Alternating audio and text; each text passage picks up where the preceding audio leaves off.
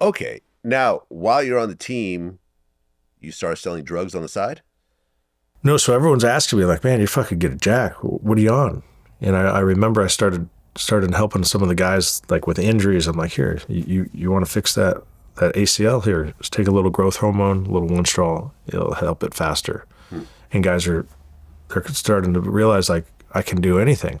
I remember after I started prescribing guys on the team, gear. I got my fraternity brothers. I'm in a fraternity. They're like, man, why don't you start selling the coke?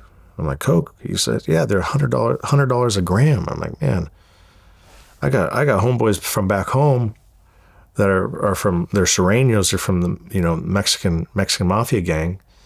I guarantee I'm not paying $100 a gram for that. So what do? I run back to the South Bay and I see some of my old homies from the South Bay and these guys are gang members and they're like, what do you need? I said, man, I need some of that white girl fronted with me.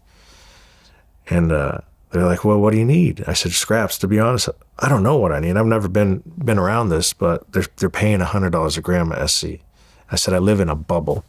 I said, I got these fraternity guys, they're doing blow all night.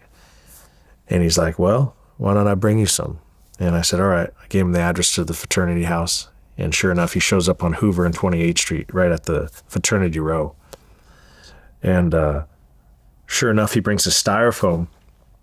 I'm like, what the fuck's styrofoam? I thought he brought me some burgers and fries, right? And I open it up and there's 8 ounces of cocaine in there. I'm like, wow. And that's the first time I've seen cocaine like in that size, right?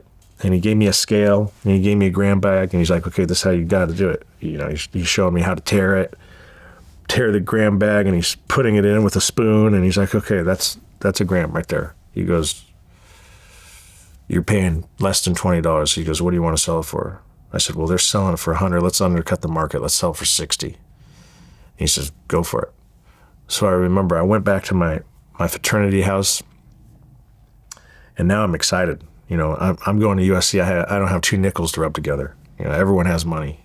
All my fraternity brothers have their parents' black cards and Mercedes, Denali's, BMWs.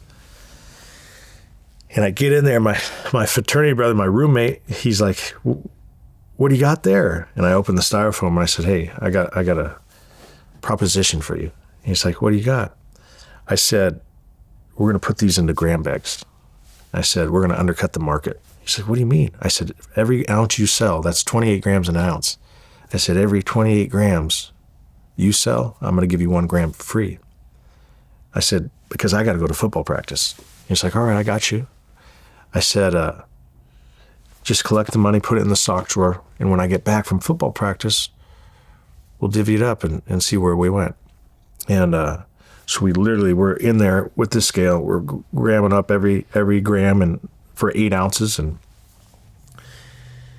I go to practice, and I come back like 6 hours later, and my roommate, my fraternity brother, my pledge brother, he's coked out of his mind. I'm like, oh, fuck, dude. I said, he got into the bag, right? I'm thinking to myself, man, I hope he didn't do it all. He says, we got a problem. I said, what do you mean we got a problem? I'm thinking he did the whole fucking bag. He goes, we're sold out. I said, we're sold out. I said, well, that's not a problem. That's a good problem to have, right? He's like, yeah. He says, they love it. I'm like, okay, I think I'm onto something. I undercut the market. All of a sudden, I'm telling the homies from back home, I'm like, hey, we got a problem. I said, they went through that in a day. He says, okay. He goes, that's good news. He says, I'll come back up. And I remember he loaded me back up. This time it was a kilo.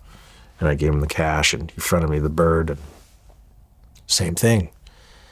And now I notice that people are doing ecstasy on the weekends, and they're taking Xanax, and they're taking Adderall for tests. I'm like, okay, we got a little market. This is like my niche. I'm this black market concierge. And so I'm asking, Scrappy from the neighborhood, can you give me some ecstasy? Next week he brings me a boat. A boat's 1,000 pills, right? And I'm like, okay. He goes, you get these for $3. He says, sell them for 20. I did the same thing. I told my roommate, I said, hey, every 100 pills you sell, I'm going to give you 2 on the house. And next thing you know, I got these guys working for me. And he's like, hey, the SAE fraternity, the Pike fraternity, they all want your product. I said, well, listen, you handle it.